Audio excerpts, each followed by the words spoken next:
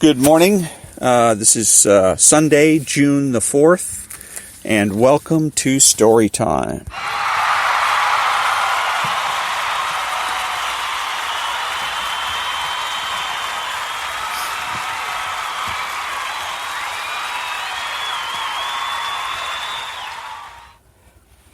This is Law 8 of the 48 Laws of Power.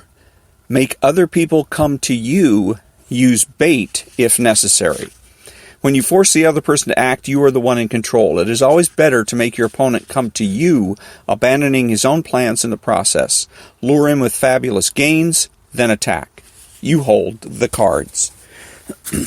How many times has a scenario played itself out in history? An aggressive leader initiates a series of bold moves that begin by bringing him much power. Slowly, however, his power reaches a peak, and soon everything turns against him. His numerous enemies band together, trying to maintain his power. He exhausts himself, going in this direction and that, and inevitably he collapses. The reason for this pattern is that the aggressive person is rarely in full control. He cannot see more than a couple of moves ahead, cannot see the consequences of this bold move or that one. Because he is constantly being forced to react to the moves of his ever-growing host of enemies and to the unforeseen consequences of his own rash actions, his aggressive energy is turned against him. In the realm of power, you must ask yourself, what is the point of chasing here and there, trying to solve problems and defeat my enemies, if I never feel in control? Why am I always having to react to events instead of directing them? The answer is simple. Your idea of power is wrong. You have mistaken aggressive action for effective action. And most often the most effective action is to stay back, keep calm, and let others be frustrated by the traps you lay for them, playing for long-term power rather than quick victory. Remember, the essence of power is the ability to keep the initiative and to get others to react to your moves, to keep your opponent and those around you on the defensive.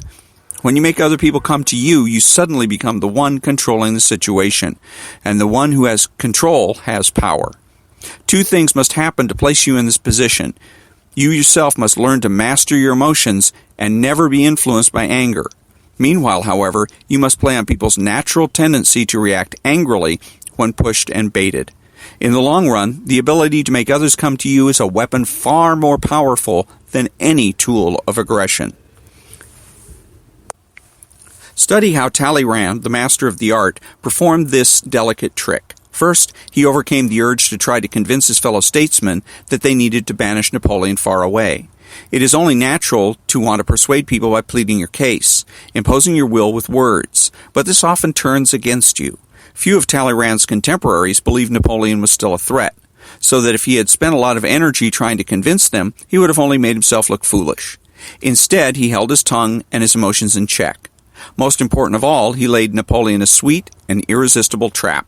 He knew the man's weakness, his impetuosity, his need for glory, and the love of the masses, and he played all this to perfection.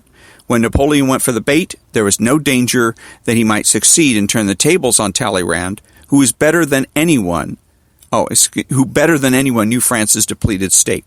And even had Napoleon been able to overcome these difficulties, the likelihood of his success would have been greater were he able to choose his time and place of action.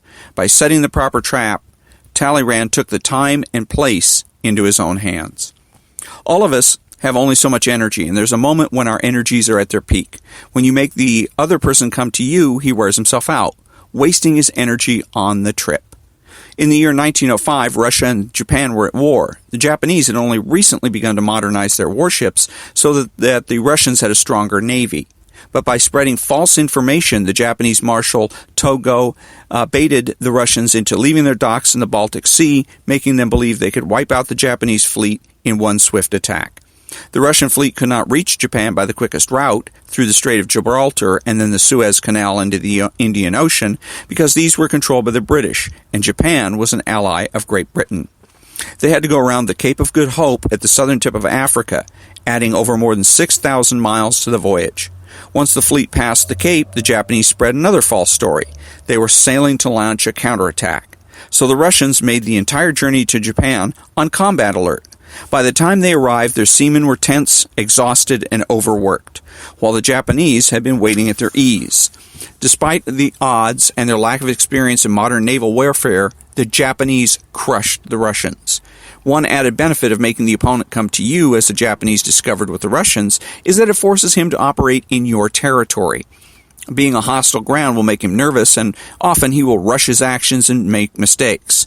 For negotiations or meetings, it is always wise to lure others into your territory, or the territory of your choice.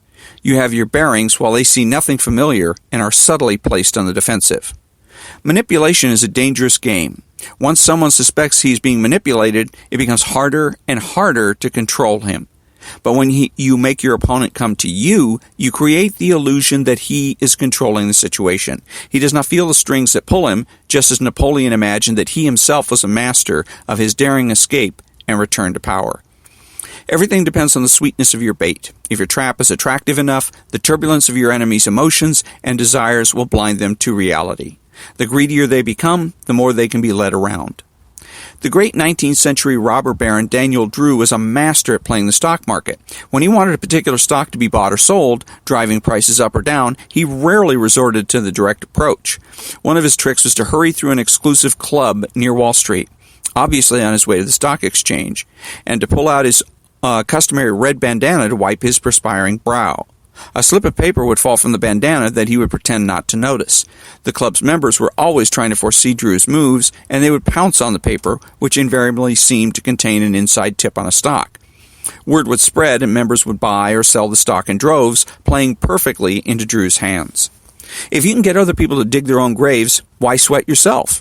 Pickpockets work this to perfection. The key to picking a pocket is knowing which pocket contains the wallet.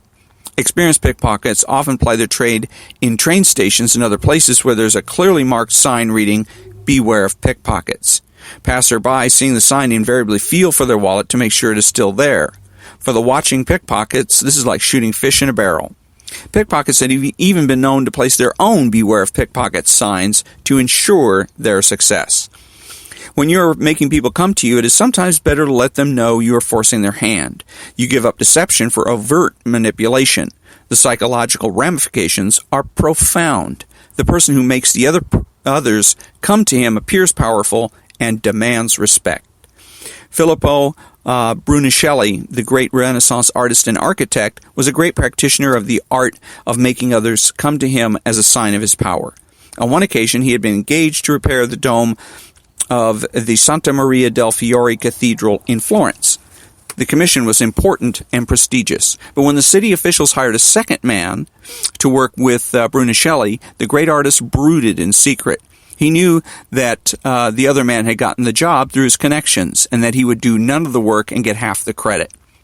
At a critical moment of the construction then, Brunelleschi suddenly developed a mysterious illness. He had to stop work, but pointed out to city officials that they had hired the other worker, who should have been able to continue the work on his own. Soon it became clear that the other worker was useless, and the officials came begging to Brunelleschi. He ignored them, insisting that the other worker should finish the project, until finally they realized the problem. They fired the other worker.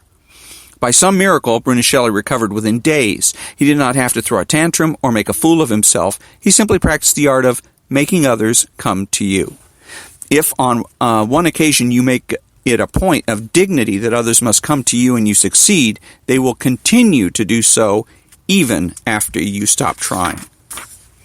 Although it is generally wiser policy to make others exhaust themselves chasing you, there are appropriate cases when striking suddenly and aggressively at the enemy so demoralizes him that his energies sink.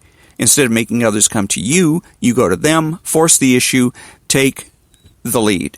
Fast attack can be an awesome weapon, for it forces the other person to react without the time to think or plan. With no time to think, people make errors of judgment and are thrown on the defensive.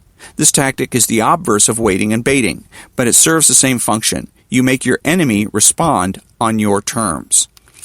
Men like Borgia and Napoleon used the element of speed to intimidate and control. A rapid and unforeseen move is terrifying and demoralizing. You must choose your tactics depending on the situation. If you have enough time on your side and know that you and your enemies are at least at equal strength, then deplete their strength by making them come to you. If time is against you, your enemies are weaker and waiting still only still and waiting will only give them the chance to recover. Give them no such chance. Strike quickly, and they have nowhere to go. As the boxer Joe Louis put it, he can run, but he can't hide. And that's the conclusion of law number 8. Make people come to you and bait them if necessary. And again, it's all the examples have a tendency, first of all, again, no footnotes or indication as to where the author got his information, and it's all about Napoleon and his ministers and high-ranking officials and whatnot, and no examples that would apply to the common person, the butcher, the baker, the candlestick maker. Next week, on next Saturday, the 10th of June, is Law 9. Win through your actions, never through argument. Any momentary triumph you think you've gained through argument is really a Pyrrhic victory. The resentment and ill will you stir up is stronger and lasts longer than any momentary change of opinion. It is much more powerful to get others to agree with you through your actions without saying a word. Demonstrate, do not explicate. So until next Saturday, thank you for joining me, and we'll see you next week.